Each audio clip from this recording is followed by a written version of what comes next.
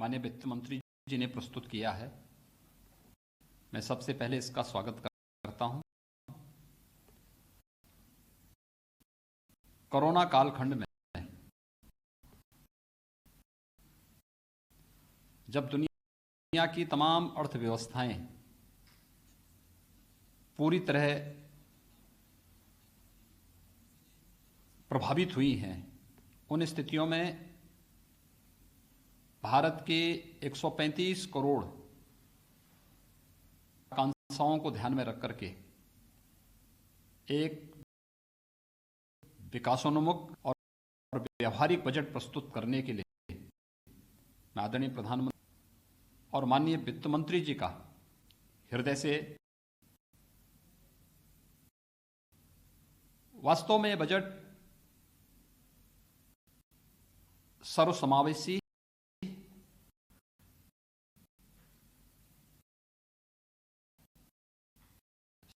सर्व कल्याणकारी, एक तबके बजट है। किसानों के लिए, नौजवानों के लिए, महिलाओं के लिए और समाज के प्रत्येक तबके के लिए, जहां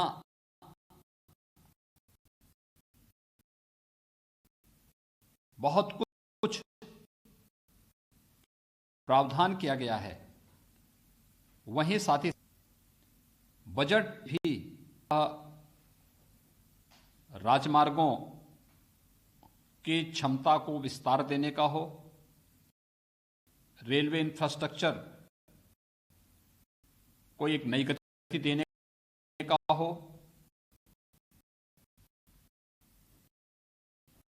ऊर्जा क्षेत्र में व्यापक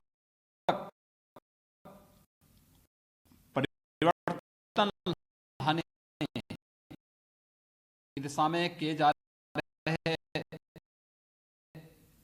नए प्रयासों की ओर आकर्षित करता हो, ध्यान देने का जो प्रयास हुआ है। और में तो राष्ट्रीय रोग नियंत्रण की दिशा से जिस प्रकार की कार्य योजना बनाई गई है,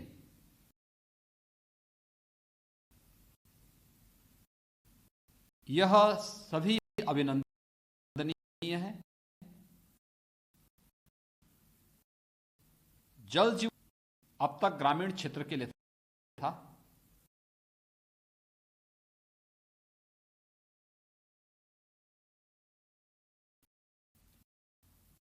और जल जीवन मिशन को शहरी क्षेत्र के साथ जोड़ने के साथ ही शहरी क्षेत्र में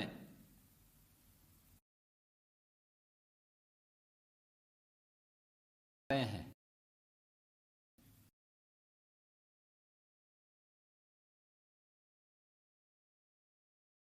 खासतौर पर जो शहरी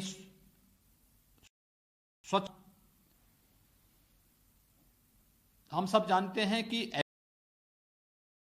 के अंदर टेक्सटाइल पार्क की घोषणा क्षेत्र में मिशन, बल्कि की बात करते हैं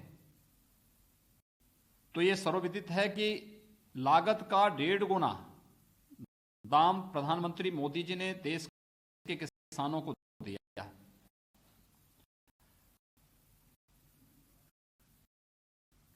1000 अतिरिक्त मंडियों को ई नाम के साथ जोड़ने की जो कार्रवाई हुई है, कार्रवाई की घोषणा हुई है, ये वास्तव में किसानों को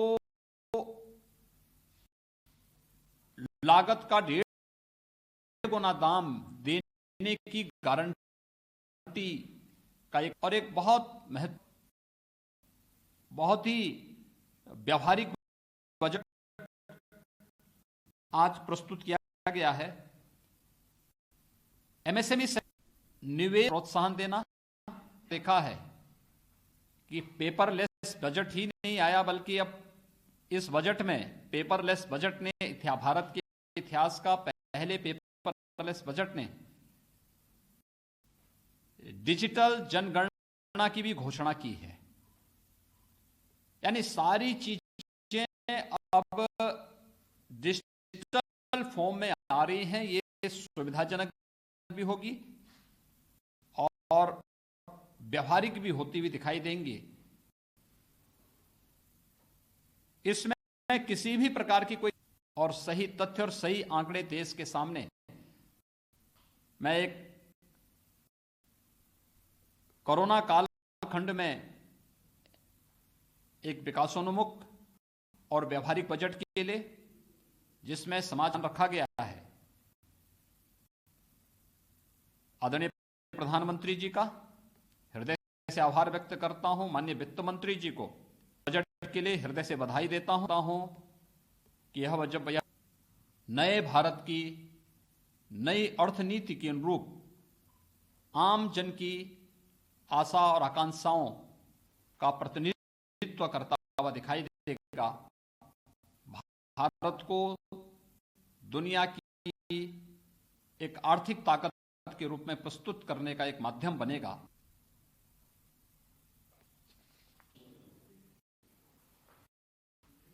बजट में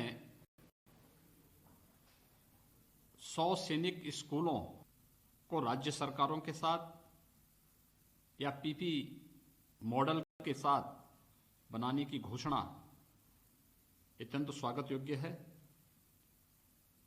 इसके साथ ही शिक्षा के क्षेत्र में भी व्यापक परिवर्तन करने, अनुसूचित जाति के बच्चों के लिए स्कॉलरशिप की जो घोषणा हुई है, यह अत्यंत लाभकारी सिद्ध होगी। वरिष्ठ नागरिकों की जो अपेक्षाएं थी, कोरोना कालखंड में भी सरकार ने उनका ध्यान रखा और अब 75 वर्ष से अधिक आयु के वरिष्ठ नागरिक हैं, पेंशन की आय में देने की घोषणा भी स्वागत योग्य है। अनुसूचित जनजाति के बच्चों के लिए एकलव्य आवासीय विद्यालयों की अतिरिक्त घोषणा यह अत्यंत सराहनीय पहल है। और अगर मैं कहूं तो यह बजट सर्वसमावेशी, सर्व कल्याणकारी और आत्मनिर्भर भारत की मंशा से देश के गांव का, गरीब का, किसान का, नौजवान का, महिलाओं का और समाज के प्रत्येक तबके के लिए कल्याणकारी होगा। सबका साथ, सबका विकास और सबके विश्वास पर यह बजट खरा उतरेगा। और यहाँ पर मुख्यमंत्री योगी आदित्यनाथ को सुना आपने, जिन्होंने इस बजट को बहुत अच्छा बता कि क्षेत्र में नई प्रगति मिलेगी और इस बजट से आत्मनिर्भर भारत की ओर हम आगे बढ़ेंगे। और उन्होंने बताया कि ये सभी वर्गों को खुश करने वाला बजट है।